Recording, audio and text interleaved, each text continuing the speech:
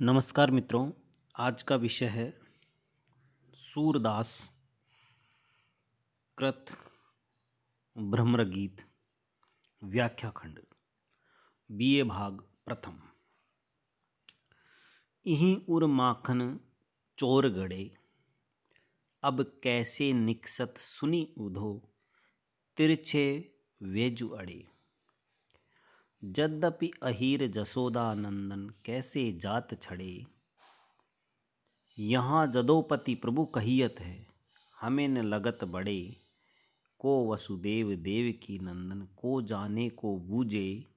सूर नंद नंदन के देखत, और न को सूझे।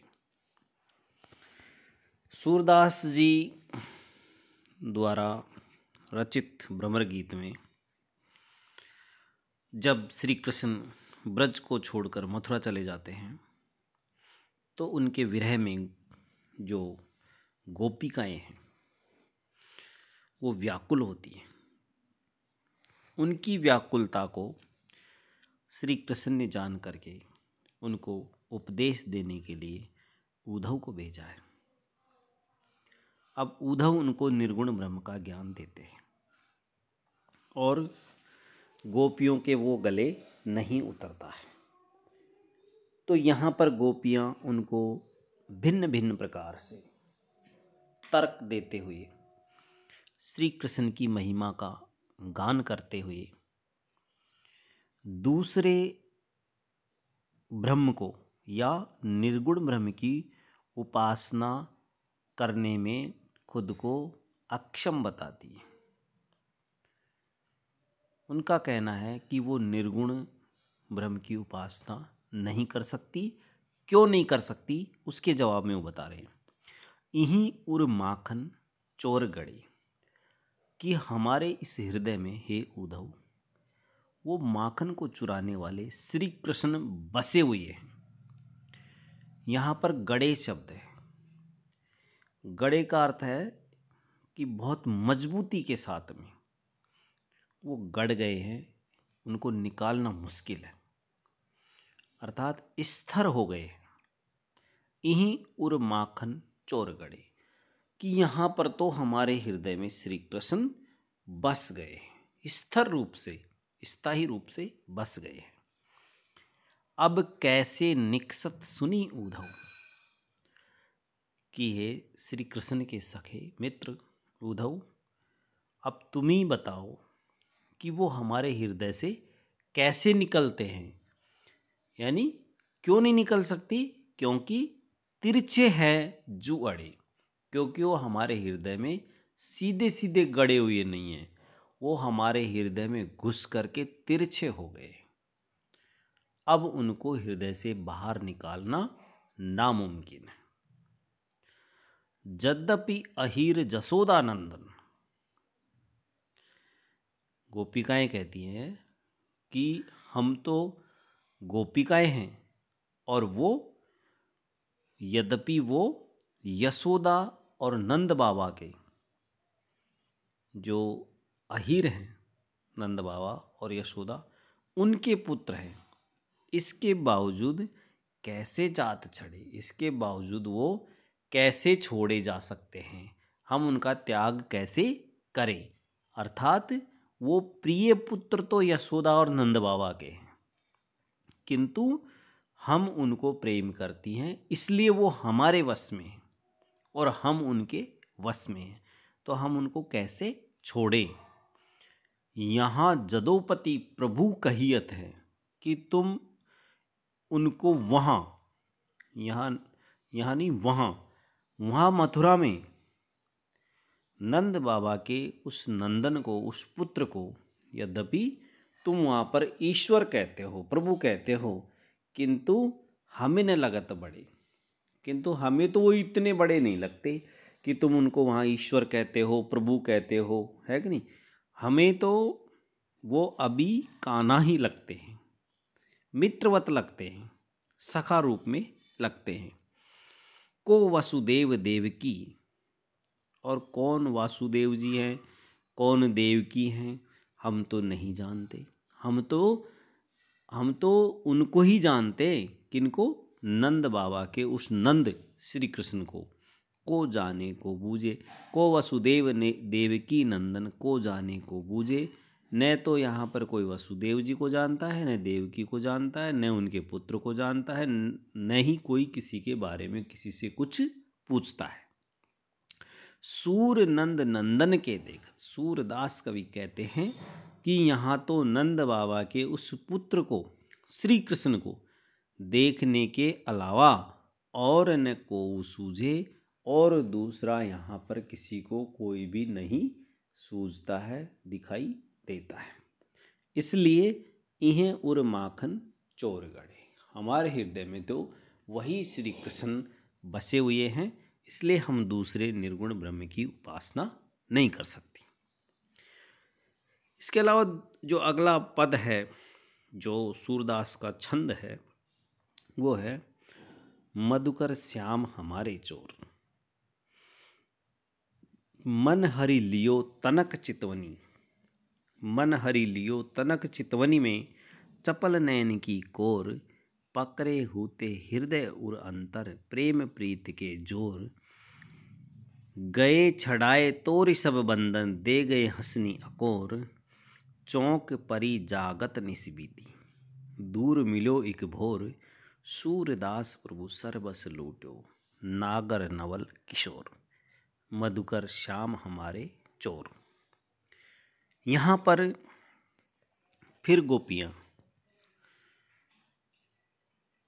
उद्धव को एक से बढ़कर के एक तर्क देती है, जवाब देती है, और उद्धव उनको बार बार निर्गुण ब्रह्म की उपासना का उपदेश देते हैं, और गोपियाँ उनको श्री कृष्ण की महिमा का बखान करती हैं, और श्री कृष्ण की महिमा का बखान करते हुए कहती हैं, मधुकर श्याम हमारे चोर, कि हे मधुकर, श्री कृष्ण श्याम वर्ण वाले वो श्री कृष्ण हमारे हृदय को चुराने वाले चोर हैं।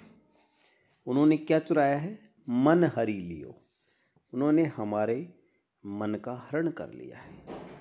तनक चितवनी, जरा सी तिरछी निगाह से देख करके ही उन्होंने हमारे मन को चुरा लिया है। चपल नयन की कोर, उनके जो चंचल नेत्र हैं, उनके जो कोर है, उनकी जो तिरछी निगाह है, बस उसी में उन्होंने हमारे मन को चुरा लिया है। पकड़े होते हृदय उर अंतर, प्रेम प्रीति के जोर, और उसी प्रेम के धागे के वशीभूत होकर के उन्होंने हमें पकड़ करके अपने हृदय में बसा लिया है।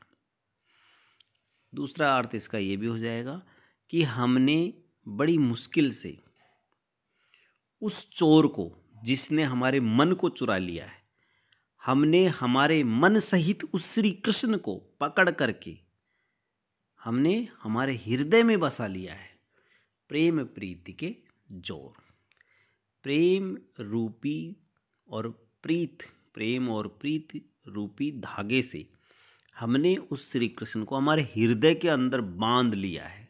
क्योंकि वो चोर हैं, वो हमारे हृदय को चुरा करके भाग रहे थे, तो हमने उनको पकड़ करके हमारे हृदय के अंदर प्रेम रूपी धागे से बांध लिया है।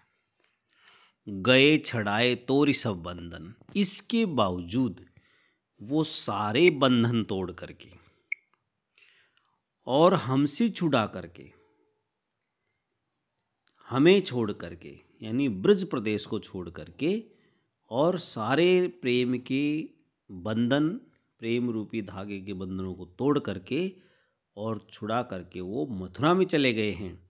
और हमें क्या दे गए हैं? दे गए हंसनी अकोर, यानी थोड़ा सा उनकी जो मुस्कुराहट है उसकी याद दे गए, उसकी स्मृति दे गए हैं, जो हमारे हृदय में बसी हुई है, जो हमारे हृदय से निकलती नहीं है। चौक परी जागत निश बीती, गोपियाँ कहती हैं कि जब हमने स्वप्न देखा, या हमें ऐसा लगता है कि वो जो हमारा आनंदमय जीवन था वो तो स्वप्न था, और अब हमें जब सपना टूटा है तो चौंक परी जागत निशी बीती। जब वो प्रेम रूपी रात बीत गई और जब वो श्री कृष्ण हमें दिखाई नहीं दे रहे हैं तो दूर मिलो एक भंवर। तो हमें दूर से आता हुआ एक भंवरा ही दिखाई दिया, और वो भंवरा कौन है? उद्धव। सूरदास प्रभु सर्वस लूट्यो। सूरदास कवि कहते हैं कि इस प्रकार उस तुम्हारे प्रभु ने हमारा सब कुछ लूट लिया है। नागर नवल किशोर, वो अब मथुरा नगर में रहने वाले, वो जो वहाँ गए हैं वो चतुर हैं, उसने हमारा सब कुछ लूट लिया है, और अब वो वहाँ जा कर के नवल किशोर बन गए हैं, हमारे हृदय को लूटने वाले बन गए हैं। तो इस प्रकार हे उद्धव, हम तुम्हारे निर्गुण ब्रह्म की उपासना नहीं कर सकती। इससे अगला जो छंद है वो है बिनु गोपाल बैरिन भई कुंजे, तब वे लता लागती अति शीतल, अब भई विषम ज्वाल की पुंजे, वृथा बहती जमुना, खग बोलत वृथा, कमल फूलनी अली गुंजे, पवन पान घन सार सजीवन, धदि सुत किरनि भानु भई भुंजे, बिन गोपाल बैरिन भई कुंजे। यह ऊदो कहियो माधो सो, मदन मार कीनि हम लुंजे, सूरदास प्रभु तुमरे दर्श को, मग जोवती अखिया भई गुंजे, बिन गोपाल बैरिन भई कुंजे।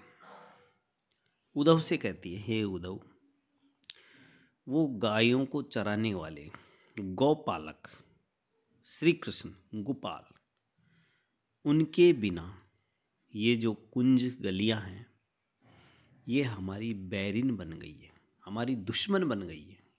बिन गोपाल बैरिन भई कुंजे, उस गोपालक श्री कृष्ण के बिना ये जो कुंजे हैं, ये जो गलियां हैं, ये हमारी दुश्मन बन गई है। कैसे बन गई हैं? तब वे लता लागती अति शीतल, जब श्री कृष्ण यहाँ थे तो ये जो लताएं हैं, इनके जो ये मोहक चित्र हैं, ये हमें शीतलता प्रदान करने वाले थे, हमें शीतलता देते थे। अब भई विषम ज्वाल की पुंज, अब यही लताएं जब हम इनको देखती और श्री कृष्ण दिखाई नहीं देते हैं तो ये हमारे हृदय को जलाने वाली बन गई है। पुंजे समूह, जलाने वाली, उनकी जो लपटें हैं उसका समूह बन गई है, और ये हमें और अधिक अग्नि में जलाती हैं, विरह की अग्नि में जलाते हैं। वृथा बहती जमुना, जब श्री कृष्ण यहाँ थे तो ये यमुना बहुत सुंदर लगती थी। अब यूं लगता है कि यह यमुना भी व्यर्थ ही बहती है बिना श्री कृष्ण के। वृथा बहती जमुना, खग बोलत, और ये जो पक्षी बोलते हैं ये भी व्यर्थ ही बोलते हैं। जब श्री कृष्ण यहाँ होते थे तो ये पक्षी बोलते हुए भी अच्छे लगते थे। वृथा कमल फूलनी अली गुंजे, और ये जो फल फूलों या जो फूलों के जो गुच्छे हैं, ये भी ऐसा लगता है कि श्री कृष्ण के बिना व्यर्थ ही फल फूल रहे हैं। पवन पान घनसार सजीवन, ये जो सारी सृष्टि है, इसमें वायु है, पानी है, इसकी गूंज है, इसकी किलकारियाँ हैं, ये सारी की सारी दधि सुत किरनी, दही से युक्त वो श्री कृष्ण के बिना ये जो सूर्य है ये भी और इसकी किरणें भी हमें जलाने वाली हैं, हमें सुख देने वाली नहीं। यह उद्धव कहियो माधो सो, ये सारी बातें हैं उद्धव, श्री कृष्ण से तुम जाकर के कह देना। मदन मार कीनी हम लुंजे, कि कामदेव ने श्री कृष्ण के बिना हमको मार करके और क्या कर दिया है, लुंजे कर दिया है, अर्थात पंगु बना दिया है। सूरदास प्रभु तुमरे दर्श को, सूरदास कवि कहते हैं कि हे प्रभु, हे श्री कृष्ण, तुम्हारे दर्शन को वो जो गोपियां हैं ब्रज की, वो मग जोती, रास्ता जोती है, इंतज़ार करती हैं। अखिया भई गुंजे, उन्होंने तुम्हारे इंतज़ार में आंखें भी उनकी क्या हो गई है, अंधी हो गई है, और वो तुम्हारा लगातार इंतज़ार करती हैं। तो इस प्रकार गोपियाँ श्री कृष्ण के प्रेम की महिमा का बखान उद्धव से करती हैं।